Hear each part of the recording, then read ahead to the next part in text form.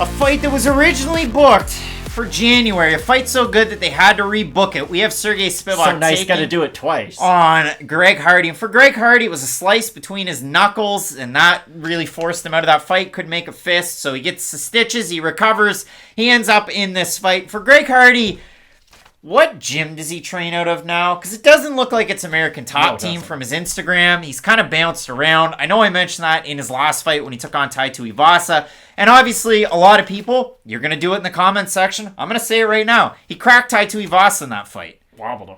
And then he got cracked right on back. Because Greg Hardy, when he gets guys cracked, he gets excited. I would.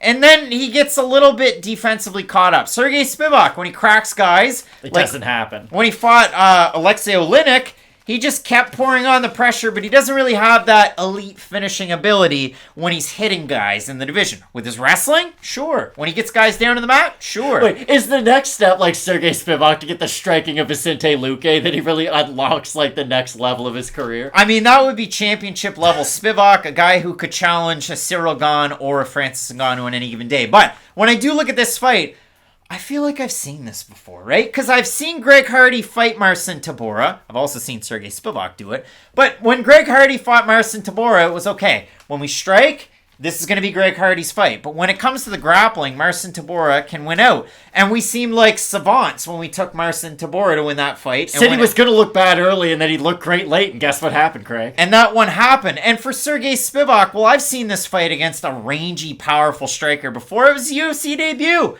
when he fought Wald Harris and he lost that fight. So I've seen both of these guys do this dance before. And then I look at, well, what are the results in the cage? Because again, this being a main card fight is the biggest head scratcher. I look at Greg Hardy, he's a main card fighter in the UFC. I understand that. He's a pay-per-view guy in the UFC. I don't know who's buying the pay-per-view for him, though I found those fans on Twitter this week when I said Marina Rodriguez, Xiaonan should be on the main card. The Greg Hardy fans came out. I didn't know they were there. 3 of them? No, there's a lot of them. So if you're one of those men or women, kudos to you, I guess. But when I look at Greg Hardy in the UFC, 4-4 with a no contest. One of those losses is a DQ loss to Alan Crowder. The no contest to Ben Sassoli is Puffergate. And since then, you look at the wins that he's had in the UFC. Dmitry Smolyakov, Juan Adams, Yorgan De Castro, Maurice Green. Are any of those guys in the UFC anymore? No. None of them are. Sergey Spivak, out of the wins. Let's even go out of his last, 5 on in, because he's 4-3 in the UFC. Carlos Felipe, he's out due to another USADA suspension. Jared Vanderaa by knockout, who had a competitive fight against Andrei Arlovsky's last time out. Alexei Oleinik by decision, where, listen, Sergey Spivak looked like a world beater in that fight. And let's go to his other win. He beat Tai Tuivasa, a top 5 ranked heavyweight at this point. But he wasn't back then, and I do think that is something very important to bring up. Like, Tai Tuivasa's made massive leaps and bounds ever since that fight. And I do think that, honestly, that fight might have been the best thing for Tai Tuivasa, because it really made him realize, okay, I need to take this stuff seriously, and I should probably actually make MMA my career. And he's looked really, really good as a result ever since. But this fight, and people really get mad at me when I say this sometimes, but it's 100% true. If you're from the NFL or you're from the NBA, you're probably a much better athlete than a lot of the fighters in MMA. It's just the truth. Really high-level athletes go to the sports where you can make lots and lots of money. And you can make lots and lots of money in places like the NFL and the NBA. And boxing. And boxing.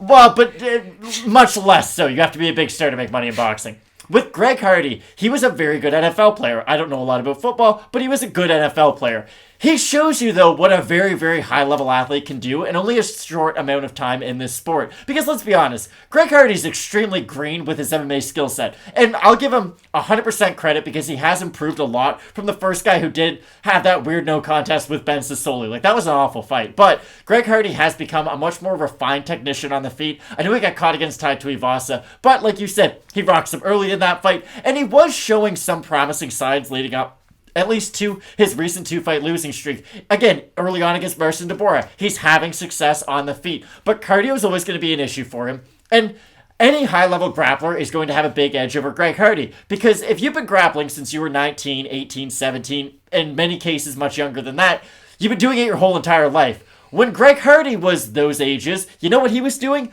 playing football, getting ready for football, because he went on to have a good career in that. The difference is he's always going to lack some of those more refined skills when it comes to grappling. And on the mat against someone like Sergey Spivak, who we have seen time and time again really overwhelm, I don't want to say high-level grapplers on the mat, because against high-level grapplers, Spivak himself can sometimes struggle. I know we're going to talk about that a lot in the co-main event, but with Spivak in this matchup, it really is. If he gets one takedown, I think he can finish it on the mat. But the flip side is, if Greg Hardy can keep this fight on the feet, he is a much more powerful striker and a much faster striker too. Sergey Spivak's fight against Tom Aspinall's last time out, he loses by TKO very early on in that fight. And if you go back, it was somewhat a short notice for Spivak. Who the hell wants to fight Tom Aspinall these days? No. Like, if you had your title hopes on Chris Daukaus, if you had your title hopes on Cyril Gane, I mean, he made it to an interim belt, and I think he'll be back again. My title hopes have been on Tom Aspinall. I mean, man, like... They were on Cyril Gane, Craig. Come on. Tom Aspinall, the boxing with Tyson Fury. The jiu-jitsu is his base, but you rarely ever see it. For Sergey Spivak, he goes in there and looks like he's never struck an MMA before. He really does. And that speaks to how good Tom Aspinall is, but how awkward Sergey Spivak was in that one. Because Tom Aspinall starts off, and you watch him fight. Head way up, hands right here, and he marches guys down. Tons of confidence. And he goes in there, 1-2 down the pipe. Sergey stands like this and backs up. And then on Sergey's first takedown attempt, he's not confident in it. He kind of reaches in for a double leg. Tom just grabs it, and then off the post up, lands an elbow, cracks Sergey, cuts him, bang, bang, bang, finishes the fight. But again, for Sergey, he's training for this one not at home. We're not training at a polar bear team. We're not over in Moldova. He's training at Extreme Couture. I'm going to throw the picture up there. He shaved his head. Like, it's a badass look, but I already mentioned Extreme Couture for another fight. There's guys like Chris Curtis, Rinat Farakhdinov, so on and so forth. Iwan Kutsalaba's there to kind of get some of that familiarity. Obviously, the Moldova connection there, but I really do like that for a guy like Spivak to just accentuate everything you're already good at. I think that's a good move for him. I think there's a flip side of this fight, though, where we all get very excited about the prospect of what Sergey Spivak can be, especially on the mat, and he ends up getting flatlined early. Again, I can't stress this enough. I think Sergey Spivak is the much better MMA fighter in this fight, but I really do think Greg Hardy's probably going to win this by knockout, and I don't even like saying those words out loud, just because, again, Sergey Spivak is a lifelong mixed martial artist, whereas Greg Hardy's someone just kind of showing up and doing this, and he has made a lot of improvements, but again, when you look at the weaknesses of Sergey Spivak, they fall into a lot of the strengths of Greg Hardy, but this fight more than any other is going to be one of those like live betting keys, because if it ends in the first round, it's because Greg Hardy knocks Sergey Spivak's head off and probably has this really nice looking knockout. But the flip side is, if it does go late, and if we do get a very similar fight to the one Spivak had against Tai Tuivasa, he's going to get on top of Greg Hardy. He's going to go from half guard to full guard to mount, and then he's going to rain down ground and pound. And at that point, Greg Hardy has one of two choices. He's either going to get knocked out via the ground and pound, or he's probably going to turn around, give up his back, and get rear naked choked. But that's how big of a difference I think both guys' skill sets are on the feet and on the mat. On the feet, I don't think Spivak can hang with Greg Hardy. And on the flip side, though, I don't think Hardy can hang with Spivak. Hardy open plus 150 underdog. He's plus 175 right now. Sergey Spivak open minus 178, the average on best fight odds. He's a minus 219 right now. Tapology votes, surprise to us as they are to you. Wow. 646 total votes, 81% Spivak, 23% by decision, 35% by submission, 36% or so by knockout. For the 19% that have Hardy, 81% by knockout. Greg Hardy, when he strikes, he hits damn hard. He takes long moments off where he does nothing. A very boring MMA fighter, which is weird to say. Pumps a jab out there to the air. Like, his percentages on it are poor. And you'd think a guy with a reach advantage and height advantage over most people in this division is going to have a great jab. Is going to throw a lot of leg kicks. Greg Hardy doesn't do that. He throws his left hand out there just as a bit of a decoy to throw his right hand in for his power. He has really good leg kicks. He doesn't throw them all that often. So I look at this fight as, do I go with the devil you know or the devil you don't? For me, I'm going to go with Sergey Spivak in this fight. But if Greg Hardy's going to win, like Sergey Spivak, especially against Aspinall, like, Papa, what are we doing here?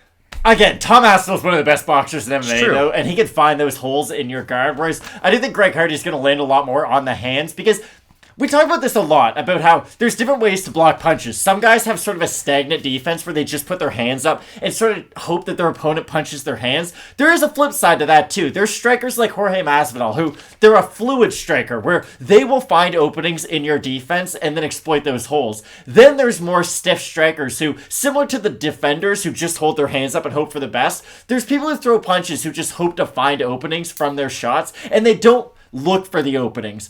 Greg Hardy falls into that category to where he's just sort of, it's that aim and pray style instead of aim and fire, and that's why I do think Hardy's going to have a lot of trouble in this matchup. So I agree with you. I like Sergey Spivak in this fight, but I really do worry about him getting hit cold early on in this fight. Like, those first 2 minutes are going to be really important for Sergey Spivak. Big time fight coming up in the Fight Night Picks companion on Saturday night. We have Sergey Spivak taking on Greg Hardy. Both of us going with Moldova's own, Extreme Couture's own, Sergey Spivak to get the win. If you have Hardy down below, if you hit up my Twitter mentions, you let me know down below in the comments section. It's water up, ducks back. We're all having fun. And we got a big time main card planned. So keep it locked in with Fight Night Picks. We always say, let's get into it.